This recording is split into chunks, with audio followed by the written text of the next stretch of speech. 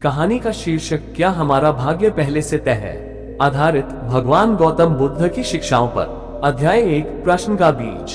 राजगृह नगरी, मगध राज्य की राजधानी। सूर्य की प्रथम किरणें जैसे ही महलों की ऊंचाइयों को स्पर्श करती, एक युवराज ने आंखें खोली, किंतु ये नींद से जागने की क्रिया नहीं थी, ये था एक भीतरी जागरण। उसका नाम था युवराज चंद्रकेतु। समृद्ध, सुशिक्षित, योद्धा और विद्वान, फिर भी अंतर्मन में एक शून्यता लिए एक प्रश्न कई वर्षों से उसके भीतर गूंजता रहा था। क्या मेरा जीवन मेरी इच्छा से चल रहा है, या ये सब पहले से तय है? कई ब्राह्मणों, पंडितों और ज्योतिषाचार्यों से उसने इस विषय में चर्चा की, पर उसे जो उत्तर मिले वे उसे और उलझा देते। किसी ने कहा, भाग्य में जो लिखा है वही घटित होगा।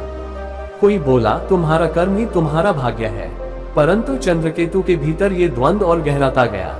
एक दिन नगर में समाचार फैला, गौतम बुद्ध राजगृह के पास रुद्रकूप पर्वत पर ठहरे हैं। चंद्रकेतु के हृदय में जैसे कोई अलौकिक आह्वान जागा। उसने न सेवकों को साथ लिया, न शाही वस्त्र पहने, बस साधारण भिक्षुकों की भांति चुपचाप पर्वत की ओर निकल पड़ा। रुद्रकूप पर पहुंचने तक शाम हो चुकी थी। शांत वातावरण, वनों की मंद गति से बहती वायु और विहार की घंटियां, जैसे सारा प्रकृति स्वयं मौन में तपस्यारत हो। वहां बुद्ध अपने शिष्यों के साथ विराजमान थे। चंद्रकेतु ने दूर से देखा, गौतम बुद्ध ध्यानमग्न थे, पर उनकी उपस्थिति ही जैसे अंतरात्मा की आंखें खोल देती थी। उन्होंने आंखें खोली और बिना चंद्रकेतु को पहचानते हुए ही मुस्कुराए, जैसे वे पहले से जान गए हो कि कौन और क्यों आया है।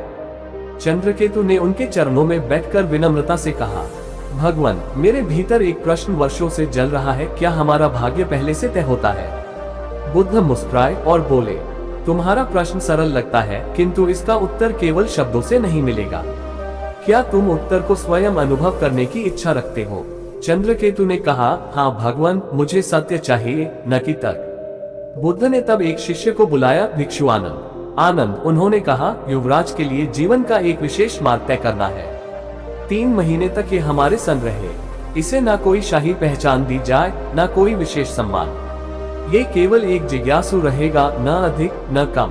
चंद्रकेतु ने मौन स्वीकृति दी।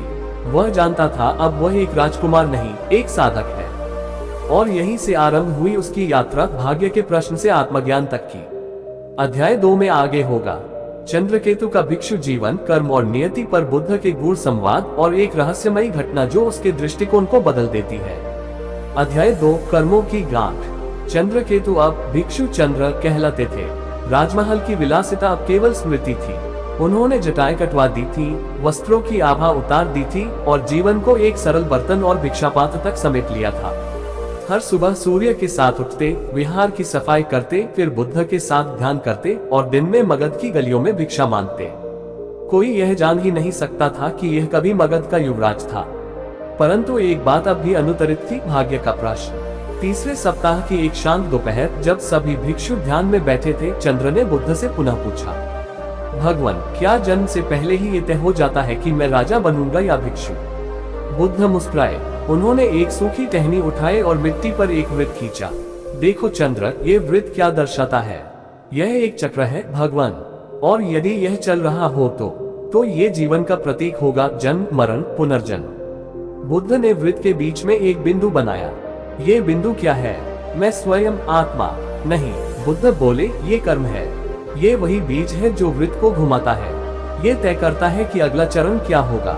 चंद्र का माथा सिकुड़ा, तो क्या मेरे कर्म ही भाग्य है?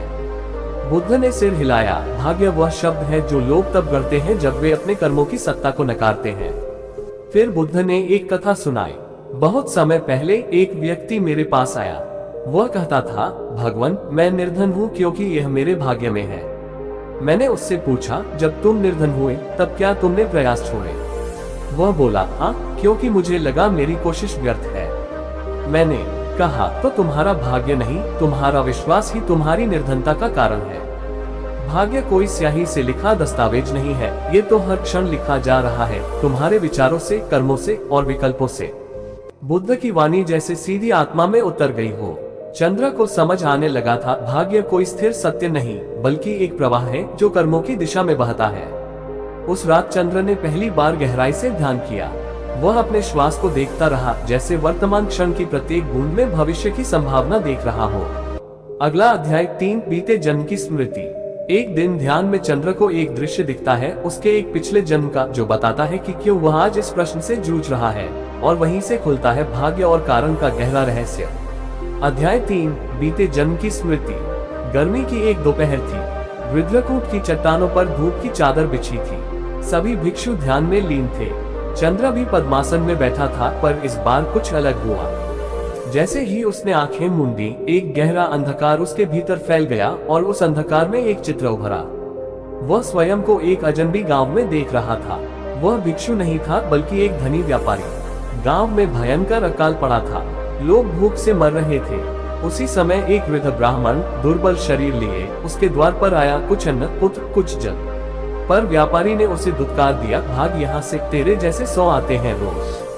वृद्ध कुछ न बोला, बस एक गहरी दृष्टि डाली और बोला, तू आज संपन्न है, इसलिए अभिमानी है, पर जीवन चक्र बहुत चुपचाप घूमता है। अगली बार जब हम मिलेंगे तब तू मेरी स्थिति में होगा। दृश्य समाप्त हुआ। चंद्र हांफता हुआ उठा। उसका शरीर पसीने से तरबतर था। वह समझ चुका था यह कोई सपना नहीं था, यह उसकी आत्मा की स्मृति थी। उसे अब यह आभास हुआ कि उसका आज का संघर्ष, आज की जिज्ञासा और भाग्य को लेकर बेचैनी उसी अहंकारी व्यापारी के कर्मों की प्रतिक्रिया है। वह बुद्ध के पास भागा। भगवान, मैंने देखा कि कैसे मेरे पिछले जन्म के कर्मों ने मेरी आज की आत्मा को घेर लिया है। क्या मैं उससे मुक्त हो सकता हूँ? बुद्ध शांत भाव से बोले, तारांकन चंद्र, तुम्हारे पास 2 विकल्प थे। 1, अपने अतीत को कोसते रहो और उसे भाग्य कहकर जियो। 2, या फिर उसे समझो, स्वीकारो और जागो। तुमने दूसरा मार्ग चुना। यही निर्णय तुम्हें उस चक्र से बाहर निकाल सकता है। तारांकन। चंद्र के भीतर एक नया प्रकाश फूटा। अब वह जानता था कि उसका आज का कर्म ही भविष्य के जीवन का निर्माण कर सकता है। अध्याय 4, कर्म की मशाल। उस रात बुद्ध ने प्रवचन दिया, एक बहुत ही विशेष कथा। तारांकन, एक समय की बात है। एक बालक ने अपने पिता से पूछा, पिता, जब दीपक बुझ जाता है तो उसकी लौ कहाँ जाती है? पिता मुस्कुराए, वह कहीं नहीं जाती, वह केवल परिवर्तित होती है, हवा में, ऊर्जा में, ताप में, पर वह नष्ट नहीं होती। ऐसे ही हमारे कर्म हैं, वे कहीं नहीं जाते, वे हमारे भाग्य का रूप ले लेते हैं। बुद्ध ने चंद्र की ओर देखा और कहा, जब तक कोई मनुष्य अपने कर्मों को नहीं समझता, वह उन्हें भाग्य समझकर दुख भोगता रहता है। पर जिस दिन वह ये जान लेता है कि हर पल उसके हाथ में है, उसी दिन वह निर्धारित भाग्य को निर्मित भविष्य में बदल देता है। चंद्र की आंखों में आंसू थे, पर वे अश्रु नहीं थे, वे ज्ञान की बूंदें थी। वह अब समझ गया था कि भाग्य कोई पत्थर पर लिखा हुआ शिलालेख नहीं, वह तो मिट्टी है जिसे उसके कर्म गढ़ते हैं। अध्याय 5, भाग्य की अग्नि परीक्षा। भिक्षु चंद्र की साधना अब गहराने लगी थी। उसके प्रश्न शांत हो गए थे, लेकिन जीवन सत्य की परीक्षा केवल ज्ञान से नहीं, कर्म से होती है। एक दिन बुद्ध ने उसे बुलाया और कहा, चंद्र, समय आ गया है कि तुम नगर लौटो। अब तुम्हें केवल सीखना नहीं, सिखाना भी है, पर पहले तुम्हारी अग्नि परीक्षा होगी। चंद्र चकित हुआ, मैं कहाँ जाऊं भगवान? बुद्ध ने कहा, राजगृह के दक्षिण पश्चिम में एक गांव है, सेनापुर। वहाँ एक विधवा रहती है जो प्रतिदिन हमारे भिक्षुओं को अपशब्द कहती है। उसका पुत्र अकाल में मरा था और उसने मान लिया है कि यह सब हमारे कारण हुआ। जाओ और उससे भिक्षा मांगो। चंद्र को ये कार्य कठिन लगा, पर वह चल पड़ा, निंदा और अपमान की आग में तपने। सेनापुर में जैसे ही वह पहुंचा, लोगों की नजरें उसके वस्त्रों पर गई। एक और भिक्षु, किसी ने फुसफुसाया। वह उस विधवा के द्वार पर गया। महिला ने जैसे ही देखा, उसकी आंखें लाल हो गईं। भाग यहाँ से, तू भी मेरी कोख उजाड़ने आया है। तुम सब पाखंडी हो।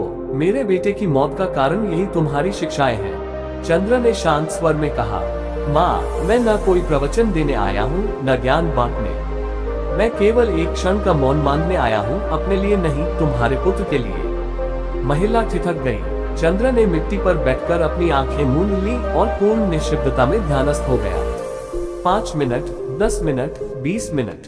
उसकी आंखें बंद थीं, पर उसके आंसू बह रहे थे। वह उस पुत्र को देख रहा था जो कभी माँ की गोद में मुस्कुराता था। वह स्वयं को उस माँ के स्थान पर रख रहा था। जब उसने आंखें खोली, महिला की आंखों में भी आंसू थे। कौन हो तुम? कोई साधारण भिक्षु नहीं लगते। चंद्र ने कहा, मैं वही हूँ जो कभी अपने कर्मों पर इतराता था और भाग्य को दोष देता था।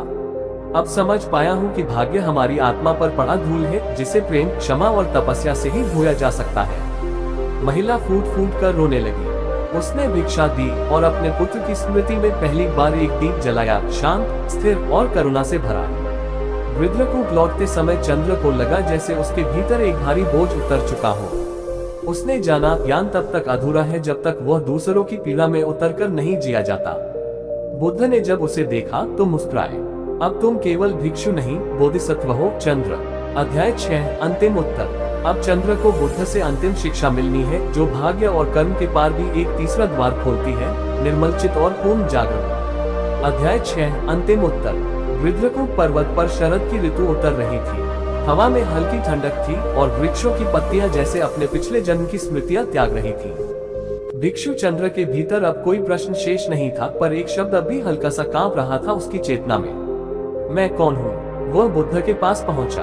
भगवान, आपने मुझे भाग्य और कर्म का रहस्य बताया, लेकिन अब मैं जानना चाहता हूँ उस सब के पार क्या है। जब भाग्य और कर्म दोनों की गांठ खुल जाए तब जो शुद्ध शून्यता बचती है, क्या वही मैं हूँ? बुद्ध मौन हुए। फिर उन्होंने कहा, चलो चंद्र, आज तुम्हें एक ऐसा अनुभव कराना है जहाँ शब्द काम नहीं आएंगे। उस रात बुद्ध चंद्र को एक निर्जन गुफा में ले गए। उन्होंने कहा, यहाँ रहो 3 दिन, मौन रहना, जल और फल ही ग्रहण करना और केवल अपनी श्वास को देखना। यदि तुम इस गहराई को पार कर पाए तो स्वयं को जान जाओगे। चंद्र गुफा में बैठ गया, अंधकार, मौन और अकेलापन। शुरुआत में मन में उथल पुथल मचाई। बीते दृश्य, भय, भ्रम, प्यास, थकान, पर तीसरे दिन एक अजीब शांति छा गई। उसने श्वास को देखा, आना जाना, आत्मा को देखा, जन्म मरण। सोचा, अगर यह सब चलता रहता है तो जो इसे देख रहा है वह क्या है? तभी एक क्षण आया जहां विचार रुक गए। केवल साक्षी बचा। कोई मैं नहीं, कोई भाग्य नहीं, कोई कर्म नहीं, बस शुद्ध उपस्थिति, एक जगह हुआ क्षण। तीसरे दिन जब वह बाहर आया, बुद्ध सामने खड़े थे। उन्होंने पूछा, क्या मिला? चंद्र ने मुस्कुराते हुए उत्तर दिया, मुझे वह नहीं मिला जो मैं ढूंढ रहा था, बल्कि मैं स्वयं ही खो गया। अब कोई मैं नहीं बचा जो कहे कि यह मेरा भाग्य है या मेरा कर्म।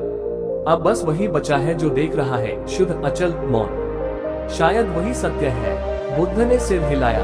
और वही निर्वाण है, जहाँ न कर्म बंधन है, न भाग्य का लेखा, बस शुद्ध बोध, समाप्ति। भिक्षु चंद्र अब किसी राजगद्दी का उत्तराधिकारी नहीं रहा। वह स्वयं बोधि बन चुका था, एक प्रकाश जो दूसरों के अंधकार को दिशा दे। उसने जाना, हमारा भाग्य पहले से तय नहीं होता, हमारे जागरण से उसका निर्माण होता है। और जब हम पूर्ण रूप से जाग जाएं, तब भाग्य, कर्म, आत्मा सब सीमाएं मिट जाती हैं। केवल मौन बचता है और उसी मौन में पूर्णता है। समापन पंक्तियां। न भाग्य तुम्हें बांधता है, न कर्म तुम्हें रोकता है। तुम्हारा अज्ञान ही तुम्हारा कारागार है और जागरण ही मुक्ति।